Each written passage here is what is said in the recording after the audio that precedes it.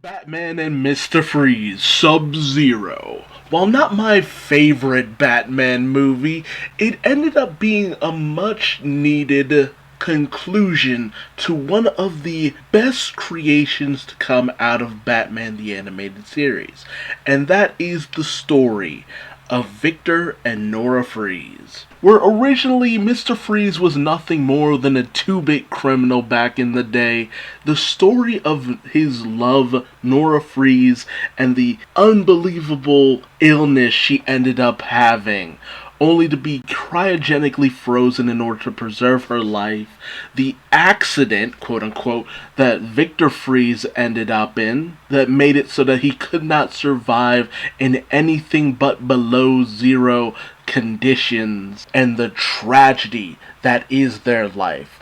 Honestly, the creators of Batman the Animated Series made such a wonderfully sympathetic villain out of an otherwise dull and uninteresting character. Made to coincide with the Joel Schumacher film of all friggin' things. The story of this movie's conception is a funny one, as in the actual series of Batman the Animated Series, there were actually plans to kill off Nora Freeze.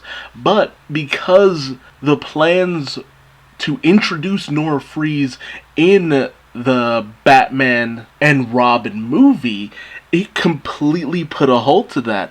And I think that's for the best. Because while this movie doesn't break any new ground and is honestly written by Boyd Kirkland, who has written and worked on Batman the Animated Series, Mask of the Phantasm, he knows this work. So it is a solid direction to go in with this movie. And honestly speaking, I wish that this had been released in theaters over Batman and Robin because the story was solid.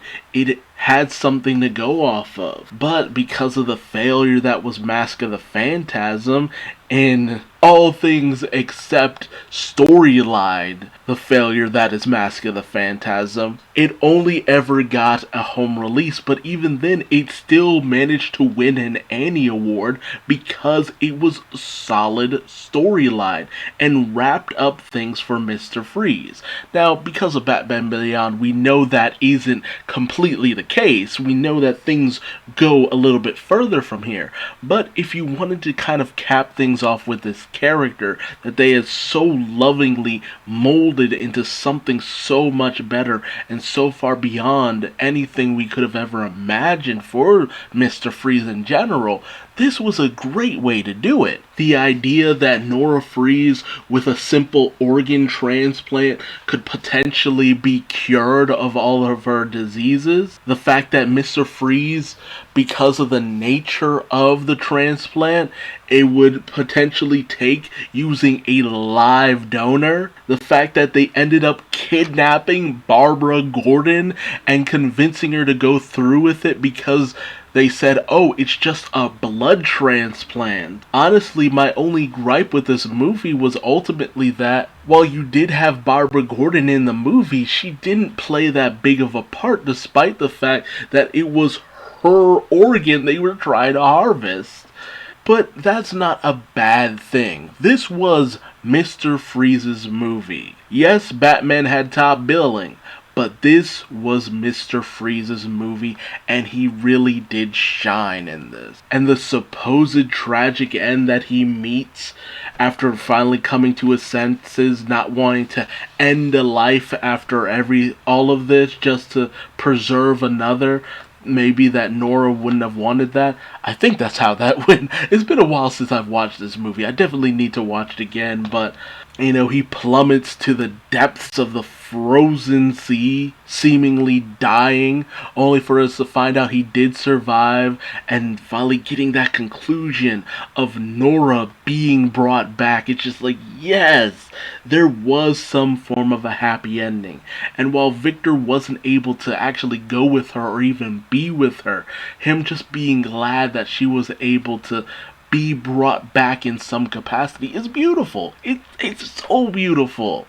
And considering that DC Comics can't help but always take the character of Nora Freeze into, let's be honest, a very bad direction in a lot of cases. See the Harley Quinn animated series, or the pre-New 52 Nora Freeze, or Lazura or something like that, or even the post-New 52 Nora Freeze, where she becomes the true Mrs. Freeze. And even then, things don't end too well for her.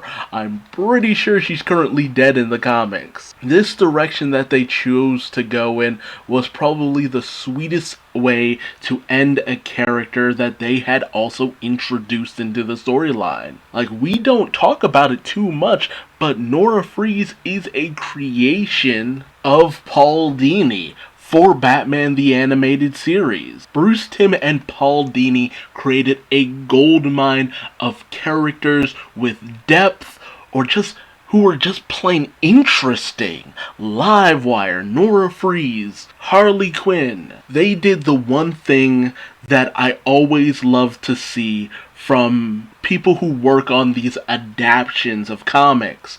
And it's one of two things I always love. It's either rework a story that was a little too convoluted, make it more streamlined and accessible to the general public, sometimes kind of improving upon it and removing a lot of the excess fluff, or introducing a character that just changes the way you think of another character, opening up a new perspective for that character and making what was previously some uninspired to new heights, and making something that would last in our minds and in our hearts, as cold as they may be. So I always look to animators that, look, it's not wrong to change a story, but have purpose behind it.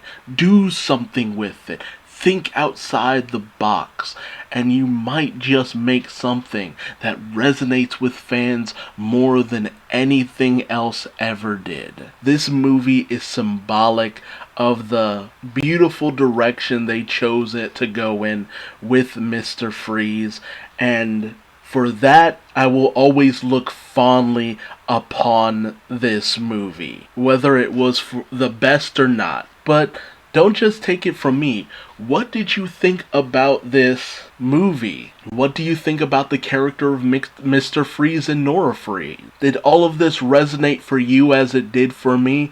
Or did it leave you feeling cold? I can't wait to hear from you. But until then, please, if you like this video, like, comment, subscribe, and hit the bell icon for more of my DC memories. And until next time, I've been Duuz-Diz-Din, and I will see you later. Bye-bye.